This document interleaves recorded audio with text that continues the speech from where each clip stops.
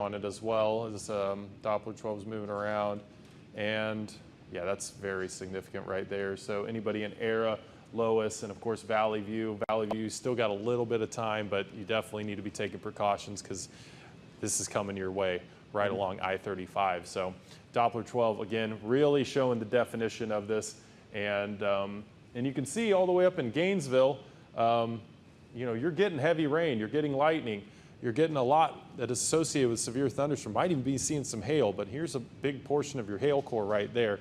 But this is where you get those damaging winds and the destructive force of tornadic activity with this very defined hook that is moving towards Valley View, and then it looks like the north side of Lake Ray Roberts, right along Mountain Springs.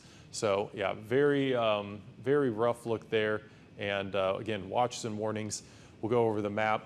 Tornado watch still in effect for Oklahoma counties, but at the moment it looks like Oklahoma is just about in the clear unless this storm decides to move a little bit. But right now it's so big and it's almost getting to the point where it's going to be moving very slow. So again, very dark out there, can't see very well. Grayson County, we are in line of it, and we did get a tornado watch added just recently because of this storm. This storm is so large that now they have every reason to suspect that they're going to continue to tornado warn this as it goes on to the east. So again, looking like it's going to be pretty late night, Brian. Yeah, I'm checking in with the National Weather Service again on both ends, both Fort Worth and Norman, just to see what's going on. Of course, this is mostly for, again, our North Texas counties. And as Brady just mentioned, again, it's quiet in Oklahoma right now.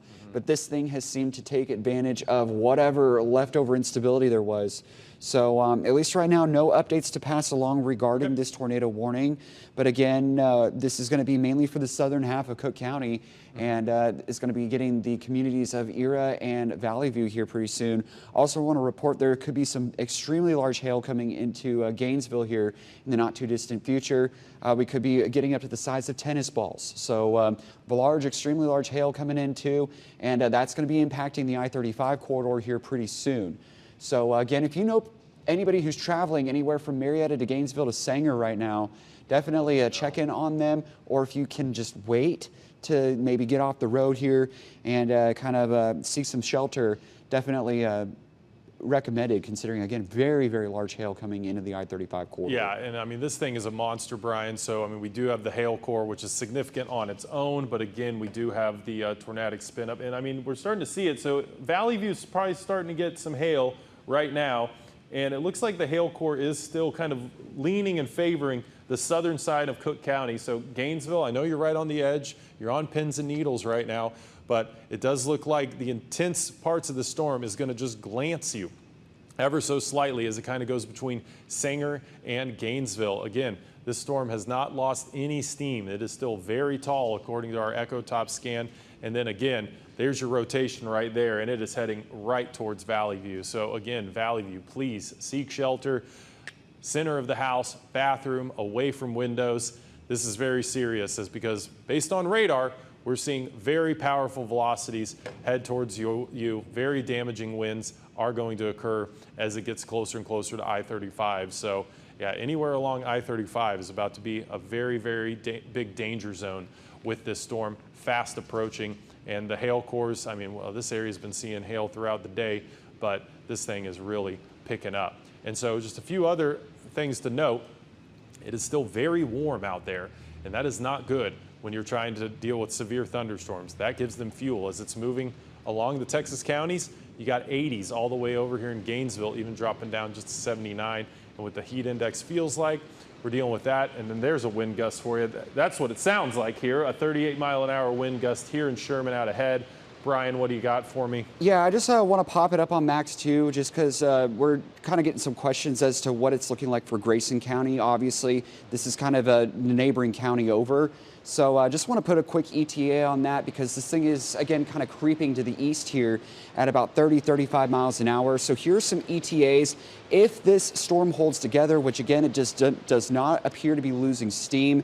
So Whitesboro, about 11 o'clock.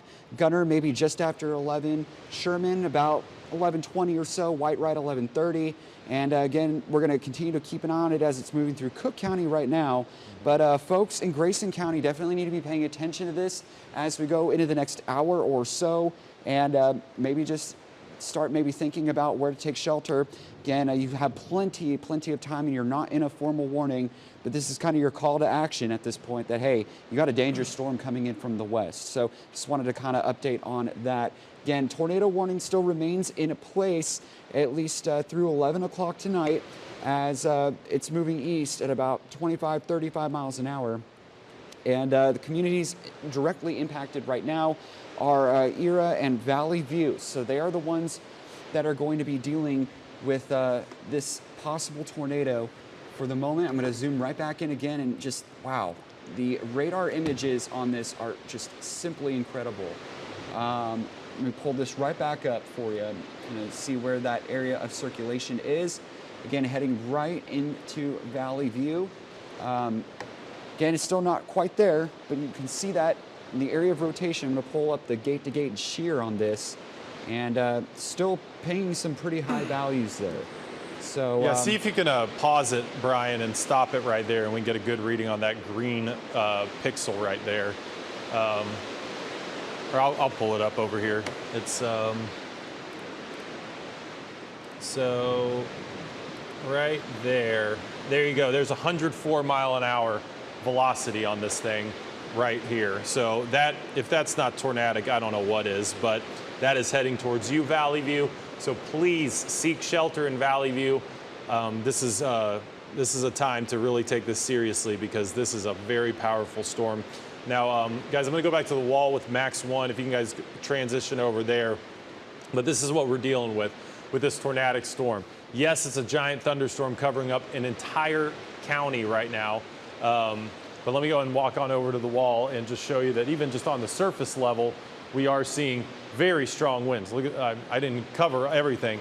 Nearly 50 mile an hour winds here in Sherman, Grayson County. That's why everybody in Grayson County is asking, should we be concerned? And the answer is yes, but we still got some time before the storm gets here, because right now it is knocking on the door of Valley View. It is pretty much over Era, going over Lois, and next in line is going to be Mountain Springs.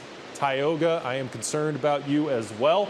You are down the way, also up in Collinsville, just because this storm, we're seeing it move to the east, but we've also seen a northerly trend. News 12 was on the ground today in Valley View. Talia Munson shows us the damage there.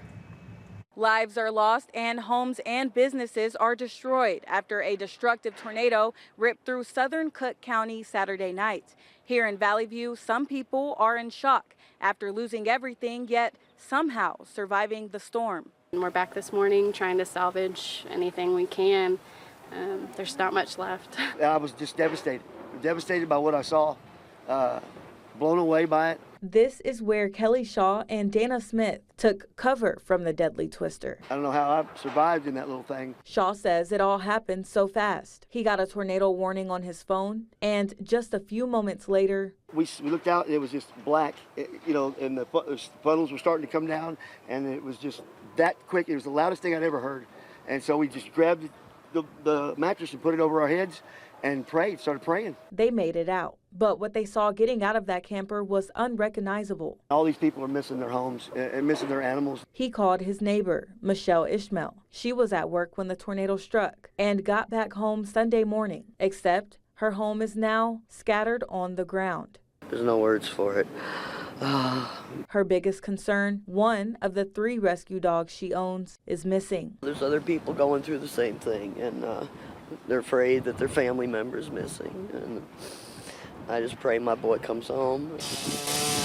The tornado left Raven Miller's home shredded, but luckily for her son, everything wasn't completely lost. We found another book, his other Pokemon book, and his baseball bat. Oh my gosh. It's really the little things. A shelter has been set up for those in need. We'll continue to give updates as we receive them. In Cook County, Talia Munson, News 12.